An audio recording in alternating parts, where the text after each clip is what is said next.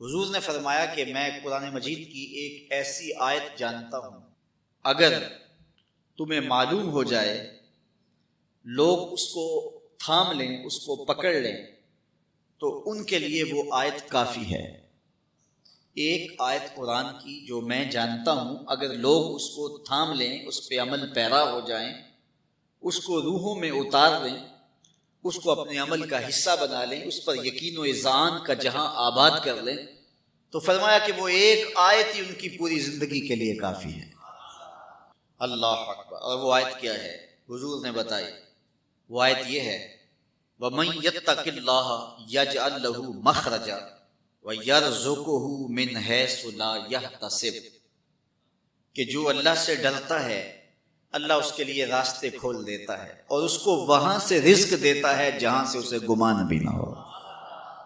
ہم ایک دفعہ ایک سفر پہ تھے تو ہماری گاڑی کا پیٹرول ختم ہو گیا۔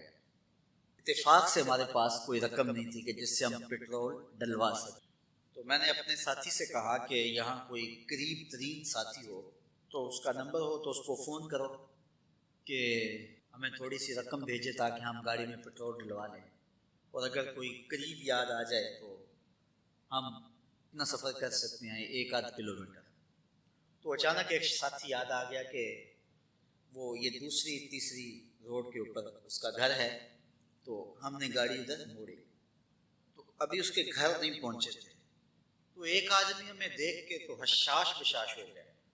ابھی اس کے گھر نہیں پہنچے تو دیکھ کے تو حشاش بشاش ہو گیا۔ ملا، واقفیت بھی تھی، لیکن اتنی زیادہ اس سے جو ہے وہ شناسائی نہیں تھی۔ کسی اجتماع میں اس نے ہمیں بلایا تھا تو ملاقات ہوئی تھی، وہاں ہم بیان کر کے اس کے علاقے میں، تو وہ لاہور آیا ہوا تھا تو ہماری وہاں وہ ملاقات ہو گئی۔ تو وہ جلدی سے جیب میں ہاتھ ڈال کر کے تو کچھ رقم تھی اس کے پاس، تو میں پیش کر کے کہنے لگا کہ وہ 2-3 سال پرانی بات، کہتا وہ آپ ہمارے ایک جلسہ میں گئے تھے، ہم آپ کی کوئی خدمت کرنا چاہتے تھے لیکن آپ ہمیں پکڑا ہی نہیں دیے۔ تو یہ ہے آپ کا نذرانہ۔ تو ہوتا یہ ہے کہ اگر کوئی نذرانہ پیش کرے تو میں کہتا ہوں کہ نہیں کوئی مسئلہ نہیں، لیکن میں نے کہا ٹھیک ہے لے آؤ، کیونکہ تم خود نہیں آئے ہو، تمہیں کسی نے بھیجا ہے۔ وَيَرْزُقُهُ مِنْ حَيْثُ لَا يَحْتَسِبُ، میرے رب کا وعدہ ہے اگر تم اس پہ بھروسہ کرو تو پھر وہ تمہیں وہاں سے دے گا جہاں سے تمہیں گمان بھی نہیں ہوگا۔